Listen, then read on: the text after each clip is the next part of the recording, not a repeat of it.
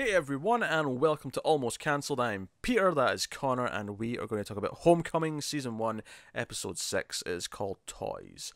So, full spoilers for the episode, as always. Very intrigued by the future stuff in this episode. Yeah, and then also some of the present day stuff really turned expectations on our head. Yeah, flip things a little bit. So, the future stuff. So, all episode, right? Because it starts off, the camera work, first and foremost. There were several moments in the future stuff where it felt like someone was watching them. It's that way where it sits back and just pulls back a little bit, isn't it? Yeah, because it starts off in Colin at his car, and he's getting clothes or whatever out his trunk, and it's from a distance. I thought, wait, was Heidi lying to him? Was she acting? Is she watching him from a distance? Is it is it the investigator? Who is it? Someone's watching him, but no one's watching him. At least no one. There's not revealed anything That we yet. see, yeah. Yeah. And he gets into the laundrette, and he ends up striking up a conversation with Heidi, who's there. And I said, "Oh, I owe you money. I didn't have money to tip you last time, and I saw you in the restaurant. Here's some money." And strikes up a conversation, and I'm like, okay. And he mentions the business card, so I'm like, okay. So he's trying to just get close because he wants to try and figure out how much Yeah, she's told him, how much he knows, so on and so forth, right? yeah. He's just fishing for info. But then it keeps going, and it keeps going, and they end up talking for a bit. And I thought it was being really slimy because he starts like pretending that he's a vet and he just came back from Iraq, and he's like talking about his trauma. He's like, "Oh, this will get her to like she'll want to talk to me because she'll want to like do this again, Yeah, and help me through my trauma." And he keeps going with that, and eventually they go next door to eat Chinese food. And it kind of turns into a date, yeah. And he says that, and she's like, "Wait, this is a date. Hang on a second." and but every time she almost like calls it quits, he just says the right thing because he knows her well enough to try and twist it Yeah, to make it work. And he goes in for a kiss. It doesn't quite work, but then he says the right thing. And then she goes back in for the kiss. And at the end of the episode, they've spent a night together in a motel, and like he's there, and she's sitting there, and because one of the things she was saying earlier on is that there's like a version of her she can't see. She talks about how I'm pretending all the time. I'm pretending to be this waitress. I smile. I put on the fake face. I do all these things, but I never really feel like I'm being me. There's a version of myself I can't quite see. And if we're right in thinking that our memories, I mean, our memory has been wiped, but if that's what she's talking about here, is she talking about how there's like these memories missing? She's not realizing it's just a missing memory. She doesn't see it that way yeah. She necessarily. just knows something's not quite right. Um, and he's like, lying there on the bed saying, "Oh yeah, we'll look into it." And that's when the camera, it pans out to the window, and it ends with the credits coming up, right? Yeah, So here's the thing, right? So for a lot of the episode, I'm thinking, right, he's no pun intended, he's pumping her for information,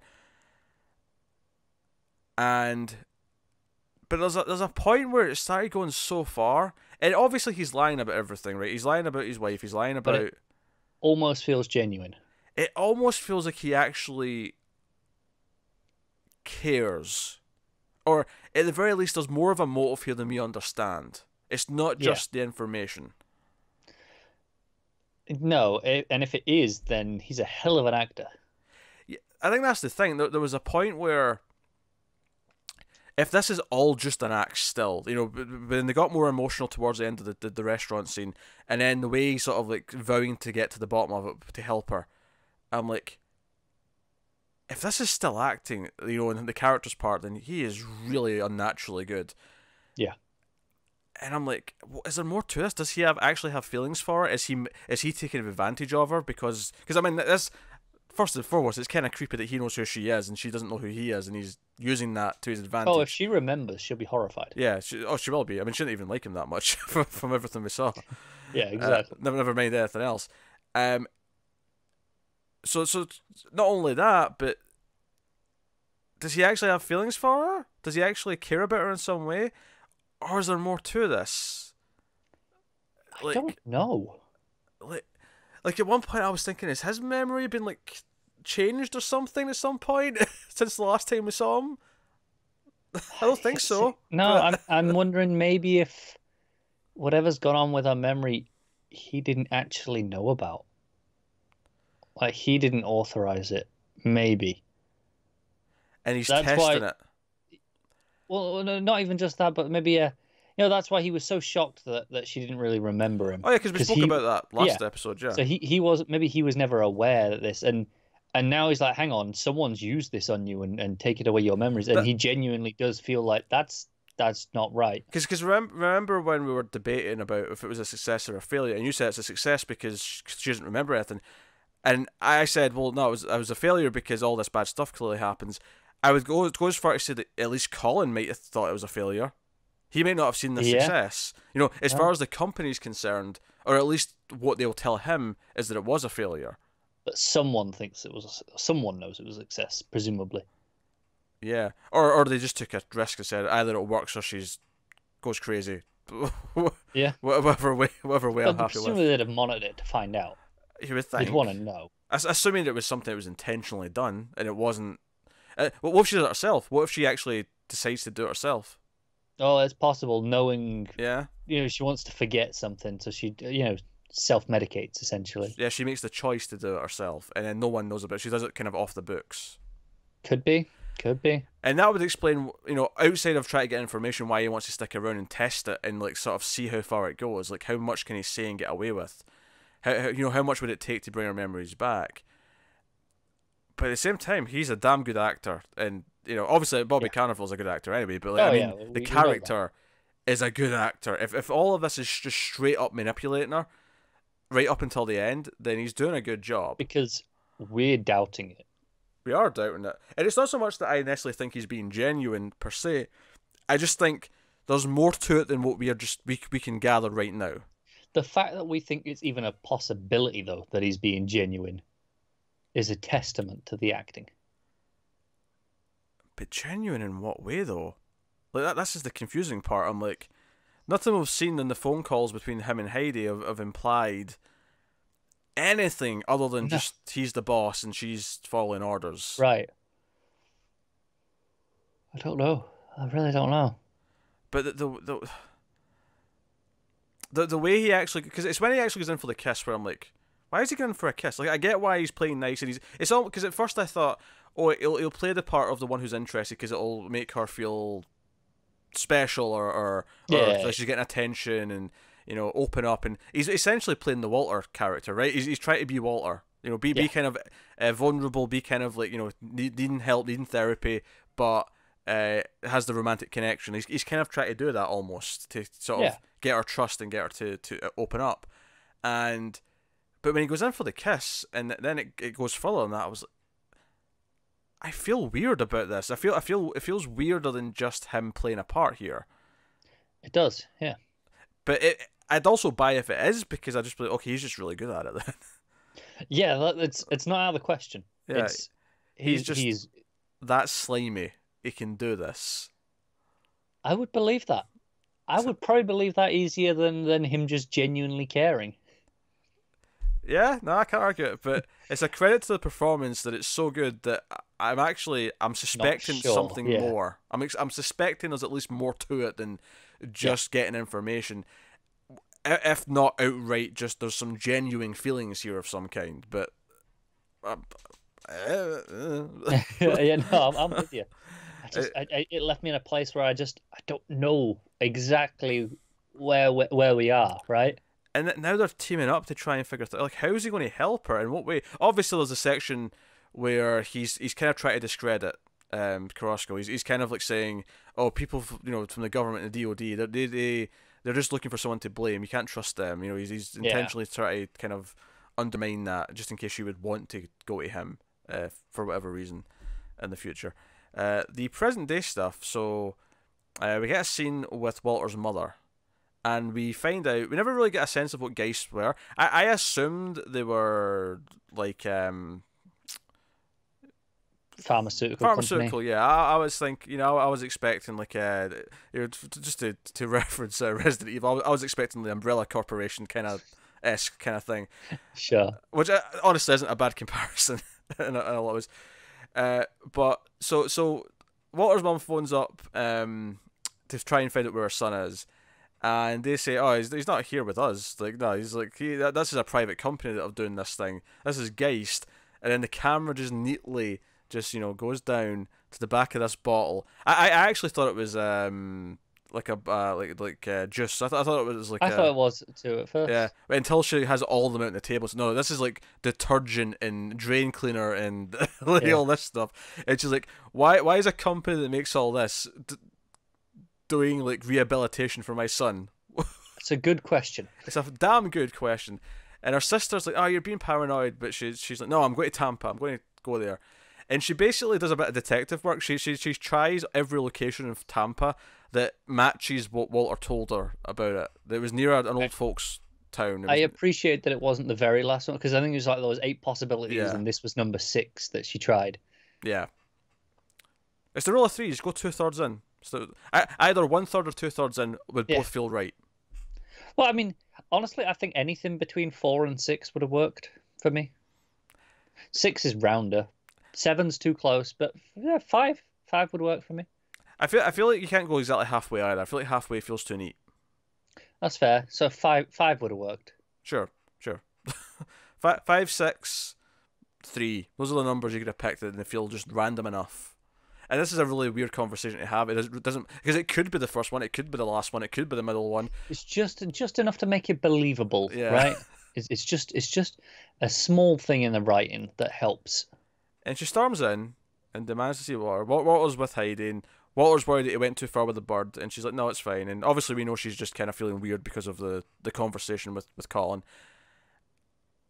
But his mother won't go away. Heidi comes out to see her, takes her in to see Walter.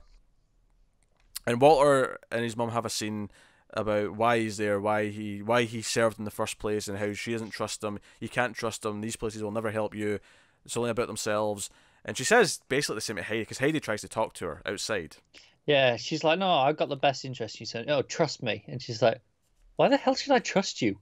Like, I don't know you, and maybe you think you're doing the right thing, and you're genuinely doing this for good reasons for you, but you're working for this huge company that do all this other shit. So no, I'm not going to trust you." Yeah, it's so interesting, but because he's going to leave, he's going to go with his mum, and she kind of comes in. Heidi comes into his room and kind of talks him out of it.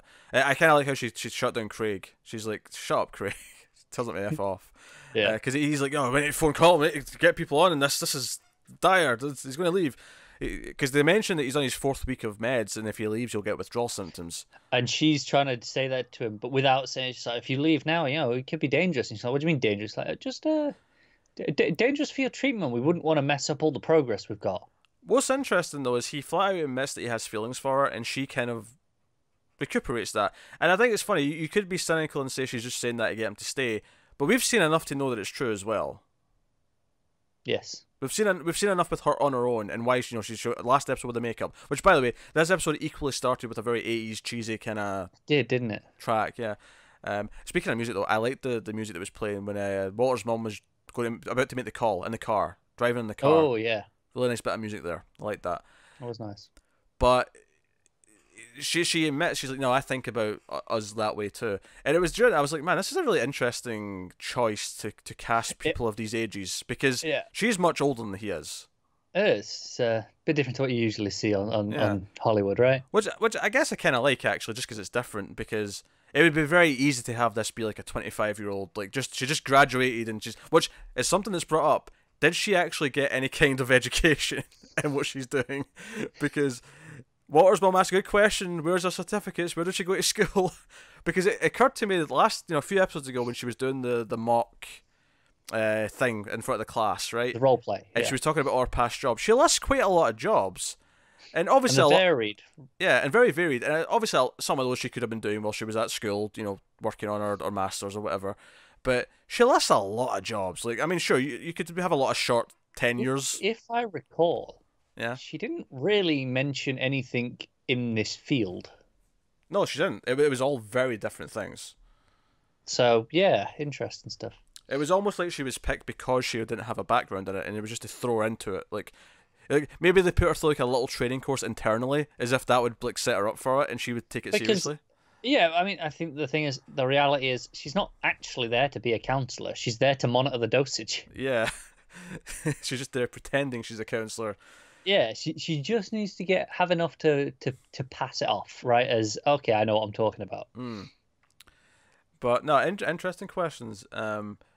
But no, it's like I say, it's interesting that they've got some of these because it would be so easy to say, "Oh, no, this is a 25-year-old who just, is that age that should you just get out of," because that's how you could sell it. Because her nervousness and her really caring about her job, you can sell that as someone, okay, they just graduated, this is their first job in their profession, in their chosen career path, and that's why they're so like agitated and really want to do well. They want to prove themselves. But they didn't. They went with Julia Roberts, who's like in her 50s. So Yeah. And interesting. I thought it was really interesting as well to choose this scene to have her admit this, because it feels inherently manipulative, right? To lay this on now, his worst moment. It's like, right, maybe this will get him to stay. But at the same time, we know there is at least some level of truth in there in what she's saying, because we've seen it. Yeah, no, I mean, I'd argue it's not even just some. I think it's completely true. I think what this does, though, is that it plays to the themes of the show, or plays to the themes of her character, where she has good intentions, but the whole thing is shady. The whole thing has these other motivations. And I think this scene plays to that. It's like, no, she's being true. She does care about him. And when she says she thinks about him in a romantic way, she means it. It's very intentional that she chooses this moment to tell him. Much like her good intentions to help them, it's tainted. It's tainted by this other factor and how it's being used. And that's interesting. And it's also the other way around, if you think about it. Like, just it's a small difference, but the shadiness came first with the overall scheme, with Homecoming, and she was put in place, and she said, I'll use this shady, program to try and help people. Yeah. This was the opposite. This was, I have to do this shady thing. I will use my actual caring to achieve said shady thing. Yeah. So, yeah, it's true. It's just an interesting little point. And then we hear the incident report. Yeah, it's right now. It's 4 years in the past. It's Walter's mum phoning the DOD, and the sad part is we see the ending of this. We see it like be printed out onto a sheet of paper, a report, and it's just immediately covered by another complaint. It just covered more and more. It's just in the pile. Yeah, that's why it's taken this long to get to. Yep. And the sad thing is it questions the veracity of the complaint, right? Because is it truly against his will? They're not like saying you can't leave outright. He chooses to stay. Ultimately. So you're not talking about like when she makes the complaint. You're just talking about when they investigate it. Yeah. So when they're going investigating and going, right, okay, was there any merit to this complaint? It's kind of this gray area, right? Because he was manipulated into staying, and maybe does that count? But at the same time, when the complaint was made, she says no, they're holding him there, they're not letting him leave, and that's technically not true, although it's true in spirit. No, I think that actually makes it more interesting that technically she's wrong. Like, she's wrong in the sense that she might even get a feeling that he's been manipulated, and she's right about that, and that is true. Yes. But in terms of actual facts, he's not physically being forced to stay. He's not been held against his will in the way you would traditionally mean it. And it's interesting that she makes this complaint because he says, no, I'm staying here to her. That's like one of the last things he says to her. It's like, no, I'm staying here. And then it adds this murkiness. It adds this thing where it's like, okay, they've got a get out of jail free card in that sense. Although I get the feeling they don't want anyone looking into the program as a whole, because then they uncover other things. But at the same time, it's this kind of thing. It's kind of like why Carrasco's so conflicted. He's been told by a superior, no, you don't have to look into this because there's not enough evidence to really insinuate that it's actually valid. But he feels that there's something not quite right. He feels that morally he should investigate this because something's wrong. And this is kind of like, okay, his mother knows that on face value nothing wrong's happening here, but she feels that something is wrong, and we know she's right. She is, but I have to question. We talked a lot about Heidi's actions tainting the good intentions, right? Sure, yeah. Does Walter's mother, she says, "Oh, I work there. I've just seen this happen." Does that taint the veracity of the claim if that's uncovered at the end? I don't know if it'll matter that much, because I don't think there's the point here is that we'll have a neat clean thing here where they'll prove that someone was held against their will, and that'll, satisfy Walter's mother. I don't think that's necessarily what the outcome of this is leading to. I feel like it's more about just, at least for us as the audience, it's about them investigating the place to then discover what it was and what it was about. Right. I'm just thinking in terms of them trying to get, the characters trying to get justice, right, and get not just answers, but get something done. Some sort of repercussion. Is it harder to get that if the claim is undermined by being off of being, if it comes from a lie to begin with? Well, sure, but what are you critiquing here exactly?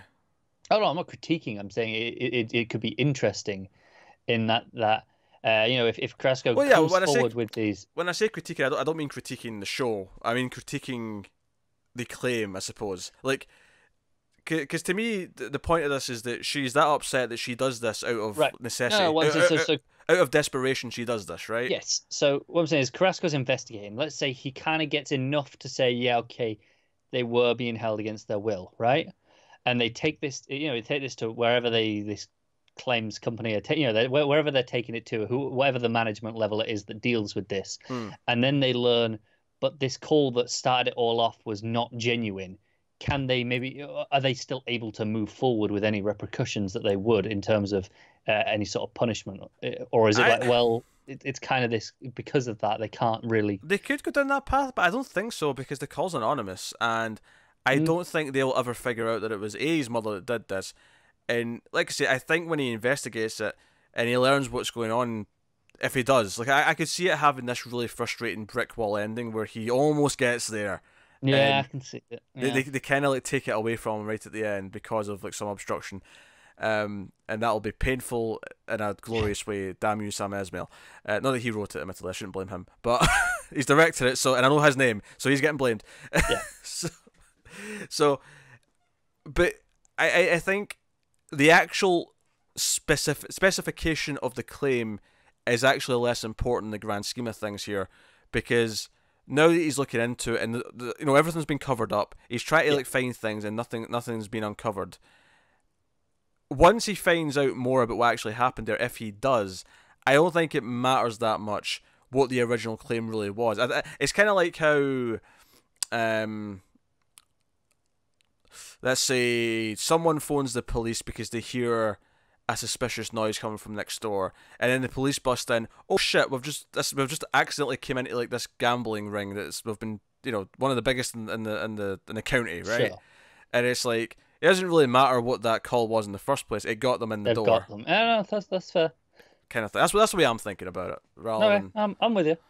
I'm just trying to think of ways that learning this information could come back to undermine it, and the idea of these good intentions being tainted. I don't think they'll find out it was her. No, that's fair. I think part of this is basically it's more just this butterfly effect of we see what the cause was that set him on this path years later. Yeah, okay. And I think that's all. That makes perfect sense. And it's probably all it really is. No, I could be wrong. They could work it in somehow. I think it's probably more than likely you're right. It just it set my mind turning. I think it's that, then the heartbreak that it just goes into a pile of complaints, and it's like no one's going to look at it for years, and we know that for a fact. No one's going to look at it for years. So no. Interesting. This was the first one without any Carrasco in it. So I did miss him, but I'm not complaining because everything that we did get was very focused. Very interesting, very intriguing. So no, that is episode 6. We will be back, and the day after tomorrow with episode 7. That's usually what comes after 6. It usually is, but I like to double check. So let us know what you thought of this one in the comments below. Like, subscribe, all that stuff. Get us on the Twitters at mailed_fuzz for channel updates. If you want to support the channel, head over to patreon.com/mailedfuzztv, and you can do that over there for as little as $1 per month, and it means the world to us if you go and have a look and check it out. But otherwise, that is us, so thank you once again for watching or listening. We always appreciate it. Keep watching TV, guys. Have you got any vanilla?